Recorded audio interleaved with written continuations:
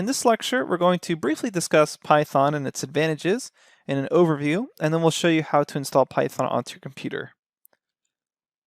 Now, Python was developed in 1991 by Guido van Rossum, and it's quickly become one of the most popular programming languages in the world. And this is because it has many advantages. The main advantages that Python has is that developers can learn it quickly, and this is because it typically involves a lot less code than other languages, and the syntax is a lot easier to read. And this is because, as you'll learn later on, is that Python makes use of white space. That is, it uses indentation instead of curly braces, and that allows users to really learn it a lot faster than they would other programming languages. And because of that, Python's now utilized by pretty much every major technology company in some capacity. And what's also really nice about Python is that there's a huge amount of additional open source libraries.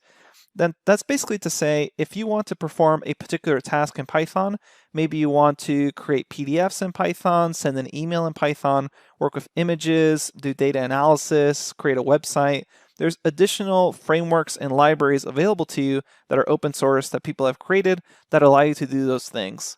Python itself has a lot of stuff built in. It's known as a programming language that has batteries included, and that's because there's a lot of standard libraries that are included in Python that allow you to already do a lot of stuff. That is to say, for instance, it has a math library that has a lot of capability, but there are additional libraries in case you need to focus more on a particular niche topic, such as numerical computing. There's a library called NumPy for that.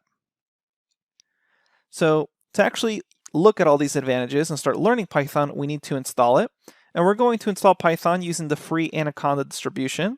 And the reason for that is that this distribution includes Python as well as many other useful libraries, including Jupyter, which is the notebook system we're going to be using throughout a lot of the course. Later on, we'll use things like text editors to write Python scripts, but when we first start learning, Jupyter is a great choice.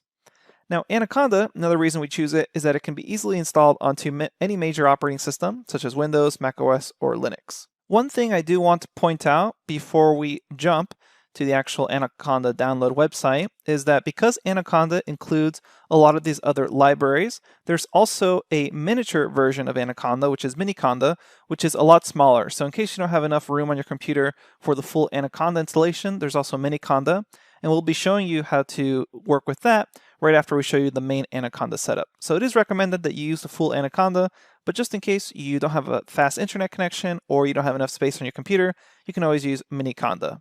So let's begin the installation process by going to www.anaconda.com/downloads. I'll see you there. So at anaconda.com/download, the website will look something similar to this. It may be updated from time to time as far as the look and feel, but in general, it will have the download links for the various installers for the Windows, macOS, and Linux systems. And if you click on one of these, you'll be brought down to the actual download links for the graphical installers or the command line installers. By the time you view this page, it's most likely that 3.7 or 3.8 or even 3.9 has been released, so keep that in mind. Any version of Python 3 should be fine for our use cases. Now, if you're on Windows, you'll go ahead and download the graphical installer, 64-bit or 32-bit, depending on your computer. Most newer computers are going to be 64-bit. And if you have any questions on that, you can click to learn more. But basically, this is just a graphical installer. It's a wizard that's going to walk you step by step on the installation process. So for Windows users, click on this graphical installer, download it.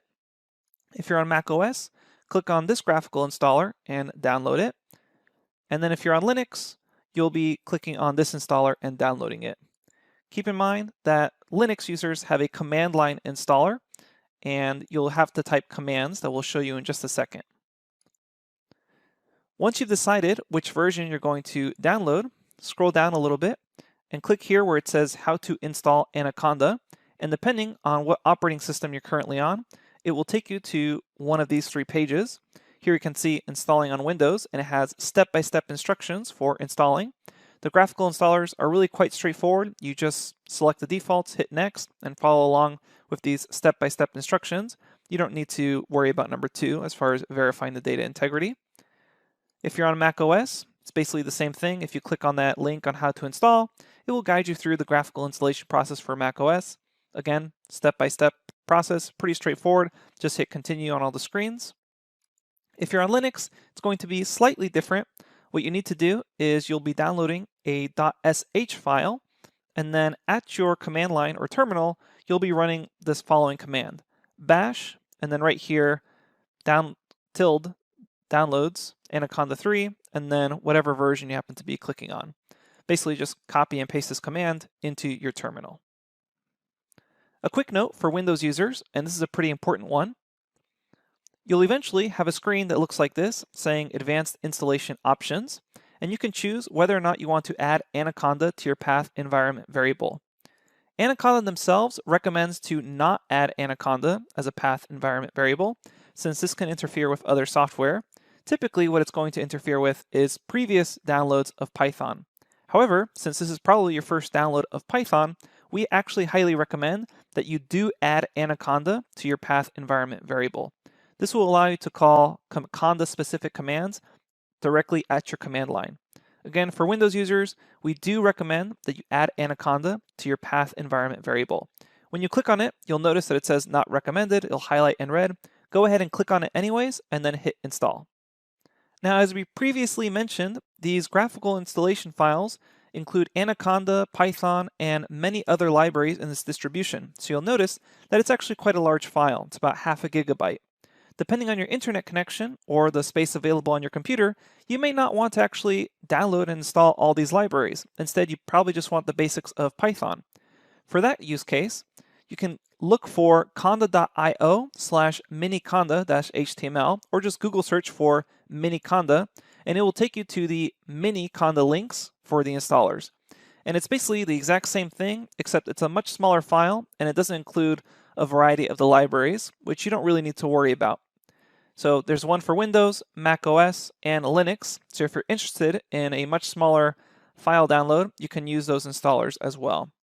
However, we do recommend that if you have the bandwidth and the space, that you just download the full Anaconda installation.